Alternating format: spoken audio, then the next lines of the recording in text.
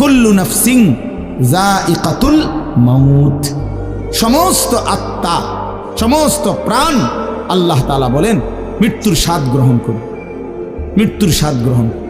কুল ইন্নাল মাউতাল্লাযী তাফিরুনা মিনহু ফাইন্নাহু মুলাকীকুম।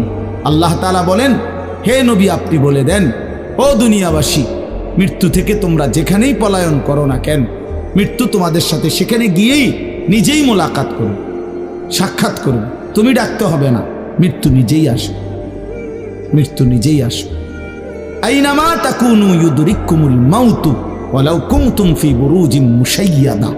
আল্লাহ বলে তুমি যদি এমন একটা বিল্ডিং বানাও, ঘর বানাও, যে ঘরটা অনেক উঁচা, যে ঘরটার উপর দিয়া কেউ ভিতরে ঢুকতে পারবে না, যে ঘরটার মধ্যে একটা ছিদ্র নাই, একদম আটকানো, তো এরকম একটা ছিদ্রবিহীন সুউচ্চ ঘরও যদি তুমি বানিয়ে তার ভেতরেও তুমি আশ্রয় নাও, তো ইউদরিকুমুল মাউতু, মৃত্যু তোমার সেখানেই পৌঁছবে, তোমার সেখানেই পৌঁছবে। প্রিয় ভাই আমার, বন্ধু আমার, নওজোয়ান সাথীরা আমার, মৃত্যু এক অনিবার্য বাস্তবতা, চিরন্তন বাস্তবতা। এটা গ্রহণ করতেই হবে। হাসলেও মরতে হবে, কাঁদলেও মরতে হবে, সুখেও মরতে হবে, দুঃখেও মরতে হবে। রাজপ্রাসাদ আর অট্টালিকার মানুষটাও মরে যাবে, জীর্ণ কুটিরে যে লোক থাকে, হ্যাঁ, সেই লোকটাকেও মরতে হবে। জীবনে কোনোদিন দুঃখ দেখে নাই যে সেও মরে যাবে, জীবনে কোনোদিন সুখ দেখে নাই যে সেও মরে যাবে, সব মরে যাবে। এটাই সত্য, এটাই বাস্তবতা। অতএব মৃত্যু এক অনিবার্য বাস্তবতা, এটা গ্রহণ করতেই হবে। এটা যদি আমরা মনে রাখি তো আমাদের জীবন অনেক সুন্দর হইত, অনেক সুন্দর হইত।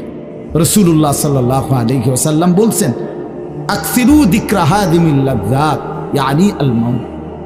আল্লাহর নবী বলেন, আমার উম্মত তোমরা বেশি বেশি ওই জিনিসটা স্মরণ করো যে জিনিস তোমাদের সমস্ত স্বাদ, আনন্দ, আহ্লাদ চিরতরে মিটাই দিবে, তোমারে চিরস্তব্ধ করে দিবে। জলজ্জান্ত মানুষটা আমাদের সামনে হাঁটতো, চলতো, উঠতো, বসতো, ঘুরতো, ফিরতো, হ্যাঁ, সেই মানুষটা মনে করেন আমার চোখের সামনে নাই, তার লাশ আমার সামনে, আহা সেই লোকটা স্তব্ধ। পৃথিবীর কত মানুষ কত আওয়াজ করতেছে, কত শোরগোল করতেছে, কিন্তু এই লোকটা হাতও নাড়ে না, পাও নাড়ে না, চোখও মেলে না, আর কিছু করে না। এ কি আশ্চর্য বিষয়! চোখের সামনের এই মানুষটা নাই, কি হলো তার? কে তারে থামাই দিল? কে তারে স্তব্ধ করে?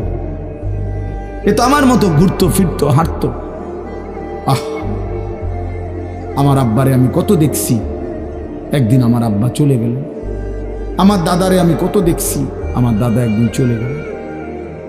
আমার জ্যাঠারে আমি দেখে আসছি, দোয়া করে আসছি, ফুঁ দিয়ে আসছি। এক সপ্তাহ পরে জ্যাঠা ইন্তেকাল করলেন, আবার এক সপ্তাহ পরে আমি গিয়া জ্যাঠার জানাজা পড়াইছি। এই তো বাস্তবতা। যুবক ভাই, তুমিও মনে রাখো, বয়স্ক বাবা আপনিও মনে রাখেন। হাসান বসরি রহমতুল্লাহ আলাই একজন বড় বুজুর্গ ছিলেন। উনি বলতেন, তিনি যখন কোনো যুবককে দেখতেন আর বয়স্ক দেখতেন, তো তিনি যুবকদেরকে বলতেন, ইয়া মা'শারাশ শাবাব ইন্না যারআ কাদ তুদরিকুহুল আহাতু ক্বাবলা আন ইয়াবলুগা। তিনি উপদেশ দিতেন, হে যুবকগণ শোনো, সব ফুল, সব ফল, সব গাছ চারা পরিপক্ক পাকা পর্যন্ত পৌঁছায় না, তার আগেই অগণিত ফুল, অগণিত ফল, অগণিত চারা গাছ ঝরে ঝরে। এটা উনি মনে করাইতেন মৃত্যুর কথা। উনি এটা বুঝাইতেন, যুবক তুমি দেখো একটা আম গাছের মধ্যে যতগুলো মুকুল ধরছে, ফুল,